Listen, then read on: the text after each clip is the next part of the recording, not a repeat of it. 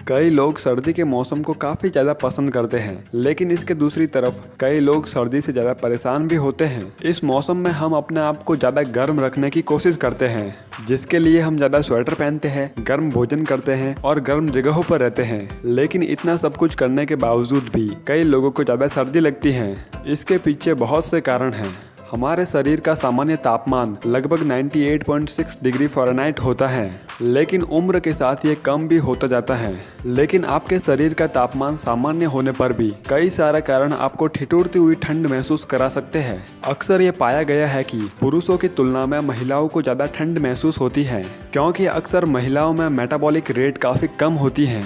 इसका मतलब महिलाएं आराम के समय अपनी ऊर्जा को, अपने तापमान को बनाए रखने के लिए काफ़ी कम ऊर्जा खर्च करती हैं, जिसके कारण उनके शरीर में इतनी गर्मी उत्पन्न नहीं होती है, जो बाहर की सर्दी को अपने सिस्टम में आने से रोकने के लिए आवश्यक है। चलिए जानते हैं उन कारणों को जिनकी वजह से सर्दी के मौसम में ठंड से बचने के लिए सारी व्यवस्था करने के बावजूद भी किसी व्यक्ति को ज़्यादा ठंड लगती है।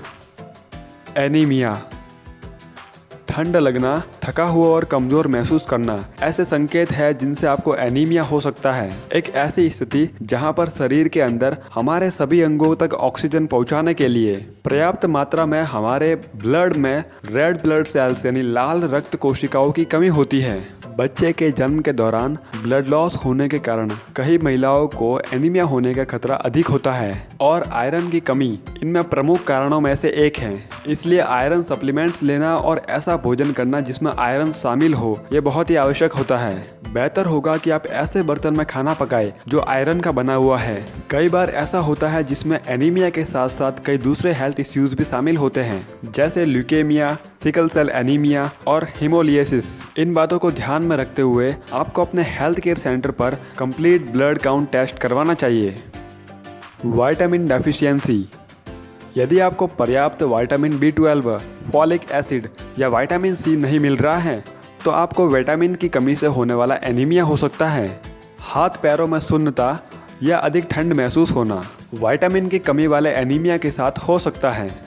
हालांकि कई सारे डॉक्टर्स का कहना है कि यह आमतौर पर प्राथमिक लक्षण नहीं है। अत्यधिक थकान, कमजोरी और चक्कर आना अन्य लक्षण हैं। एक कंप्लीट ब्लड काउंट टेस्ट के जरिए पता लगा सकते हैं कि आपको एनीमिया है या नहीं। अंडर एक्टिव थायराइड ग्लैंड, आपकी थायराइड ग्लैंड आपकी गर्दन के सामने स्थित छोटी सी ग्रंथि है। यह आपके शरीर की मेटाबॉलिक रेट को निर्धारित करने का काम करती है।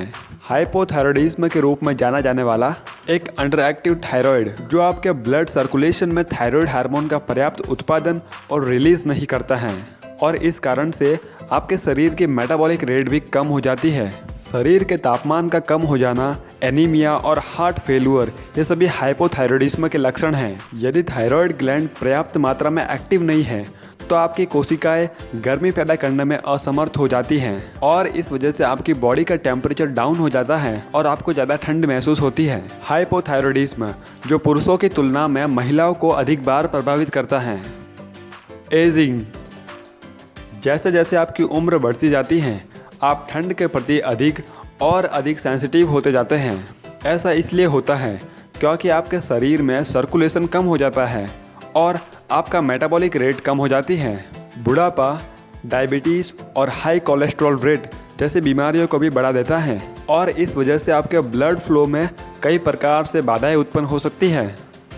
एग्जॉस्शन, जब लोग भावनात्मक, शारीरिक या फिर दोनों तरीकों से थकान महसूस करते हैं तब ठंड लगना आम बात है और ये कारक हमारे मस्तिष्क में थर्मोरेगुलेटरी यानी तापमान नियंत्रण करने वाली प्रणाली, हार्मोनल और मेटाबॉलिक प्रक्रियाओं को भी प्रभावित करते हैं। शरीर का तापमान ऊर्जा के स्तर में उतार चढ़ाव के रूप में शिफ्ट होता रहता है। जैसे जैसे आपका एनर्जी लेवल डाउन होता है आप अधिक और अधिक ठंड महसूस करते हैं, लेकिन ऐसी स्थिति में पर्याप्त आराम करने से आपको मदद मिल सकती है। डायबिटीज़ और कोल्डनेस कई तरीकों से एक दूसरे से आपस में जुड़े हुए हैं। ऐसी स्थिति जिसमें किडनी के सर्कुलेशन की समस्याएं बढ़ सकती हैं, जिससे आपको ज़्यादा ठंड लग सकती है।